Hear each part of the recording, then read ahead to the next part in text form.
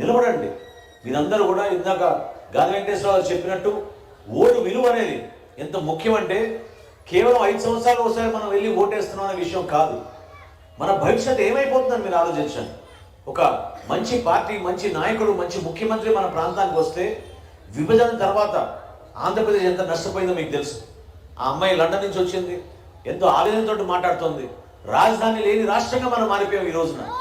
ఎక్కడని చెప్పుకోగలుగుతాం మనకి రాజధాని ఎక్కడుందని చెప్పండి మీరు ఈ రోజున. ఒక్క రాజధాని నిర్మాణం చేయలేని జగన్మోహన్ రెడ్డి 3 రాజధానుల గురించి మాట్లాడుతున్నాడు ఈ రోజున. ఎక్కడ జరిగింది? ఒక్క చిన్న బిల్డింగ్ అయినా కట్టి మీరు మన ప్రజల కోసం అంకితం చేశారా? మన ప్రజలకు ఉపయోగపడే విధంగా చేశారా? తెలుసుకోండి. ఈ రోజున ఒక పెద్ద నిర్ణయం రాజకీయంగా జనసేన పార్టీ అధ్యక్షుడు పవన్ కళ్యాణ్ గారు తీసుకున్నారు. ఏనాడైతే చంద్రబాబు నాయుడు గారి నాయకత్వంలో తెలుగుదేశం పార్టీ ముందుకెళ్తున్నారో మనం ప్రతిపక్షంలో మనం కలిసి ఒక్క ఓటు కూడా చిల్లనివ్వకుండా ఎట్టి పరిస్థితుల్లో కూడా వైఎస్ఆర్సీపీ విముక్త ఆంధ్రప్రదేశ్గా మనం కలిసికట్టుగా మనం ప్రయాణం చేద్దామని ఆ రోజు ఒక మంచి నిర్ణయం తీసుకుని ముందుకు వచ్చారు. ఎక్కడైనా సరే ఇంత అవినీతి, ఇంత దౌర్జన్యాలు, ఇన్ని దాష్టికాలు, ఇన్ని కేసులు ఎప్పుడైనా చూశారని మీరు చెప్పండి. ఏమవసరం చెప్పండి? ఎంతో మంది మాట్లాడుతున్నారు ఆవేదనతోటి.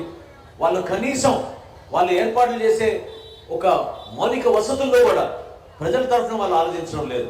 వాళ్ళ స్వార్థం ఏంటని ఆలోచిస్తున్నారు. రైతులకు ఎంత నష్టం జరిగిందో మీకే తెలుసు.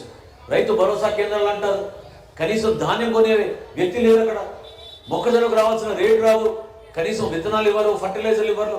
ఫర్టిలైజర్ షాపుల్ని మూసించే విధంగా వాళ్ళపైన దాడులు చేసి భయపడిస్తున్నారు. ఏమైపోయింది ఈ వ్యవస్థ? మీరే చెప్పండి. ఈ రోజున జనసేన పార్టీ, తెలుగుదేశం పార్టీ కలిసి అద్భుతమైన ప్రభుత్వం మీకు తీసుకురాబోతున్నాయి. రాబోయే రోజుల్లో ఖచ్చితంగా మన ప్రభుత్వం ఏర్పాటు చేయబోతున్నాం. చంద్రబాబు నాయుడు గారి నాయకత్వంలో, పవన్ కళ్యాణ్ గారి నాయకత్వంలో మనం ఒక మంచి కార్యక్రమం చేసుకుని ఉమ్మడి ప్రణాళికతో ప్రజల ముందు రాబోతున్నాం. ప్రధానంగా మీకు ఆల్రెడీ తెలుసు, ఇందాక కొంతమంది అడిగారు ఎటువంటి కార్యక్రమం చేయబోతున్నాం, మనం ఏం చేస్తే మన ప్రాంతానికి బాగుంటుందని. షణ్ముఖ వ్యూహం అని పవన్ కళ్యాణ్ గారు ఆల్రెడీ ప్రకటించారు. అందులో 6 ప్రధానమైన అంశాల్లో ముఖ్యమైన అంశం ఏంటంటే యువత కోసం ఎవరైతే కష్టపడి వాళ్ళ చేతుల పైన చిన్న చిన్న వ్యాపారాలు చేసుకుంటున్నారో ఆ యువతకి 10 లక్షల రూపాయల ఆర్థిక సాయం ఇచ్చి ఈ ప్రభుత్వం తప్పకుండా మీ పక్షాన్ని నిలబడుతుంది. మీకు, మీ కుటుంబానికి, మీ ద్వారా ఇంకో 10 మంది కుటుంబాలకి మేలు జరిగేటట్టు, ఉపాధి కలిపేటట్టు తప్పకుండా ఒక ప్రణాళికబద్ధంగా తీసుకొస్తాం.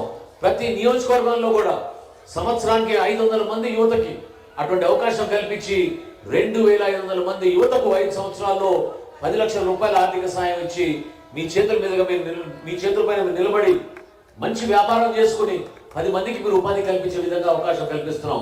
అదేవిధంగా చంద్రబాబు నాయుడు గారు ప్రకటించారు మీకు 3 గ్యాస్ సిలిండర్లు ఉచితంగా ఇస్తామని. అదేవిధంగా మహిళా సాధికారత కోసం మీరు పడుతున్న ఇబ్బందులు చూసి ఖచ్చితంగా మీకు రాబోయే రోజుల్లో ఆర్టీసీలో కూడా మీకు బస్సు ప్రయాణం ఉచితంగా ఇస్తా ఉన్నారు. దాంతోపాటు 18 సంవత్సరాల నుంచి 45 సంవత్సరాలు ఉన్న మహిళకి ఖచ్చితంగా ప్రభుత్వం నుంచి ఆర్థిక సాయం అందే విధంగా వాళ్ళకు కూడా అండగా నిలబడడానికి ఒక ప్రయత్నం చేస్తున్నాం. అమ్మ ఒడి అన్నారు, ఎంతమందికి అమ్మ ఒడి ఇస్తున్నారు చెప్పండి. రేషన్ కార్డులో మీరు 300 యూనిట్లు కాల్ చేస్తే కరెంటు మీది అంతకన్నా ఎక్కువ బిల్లు వస్తే ఇబ్బంది పెట్టి మీ పేరు తొలగిస్తున్నారు. ఎన్ని పెన్షన్లు తీసేశారు. ఎంతమందికి అర్హత ఉన్న ప్రతి లబ్ధిదారుల్ని ఇబ్బంది పెట్టి మీకు అర్హత లేదని చెప్పి అమ్మ ఒడి కార్యక్రమం కానీ డ్వాక్రా మహిళల్ని కానీ ఏ విధంగా ఈ ప్రభుత్వం ఇబ్బంది పెడుతుందో మీ అందరికీ తెలుసు.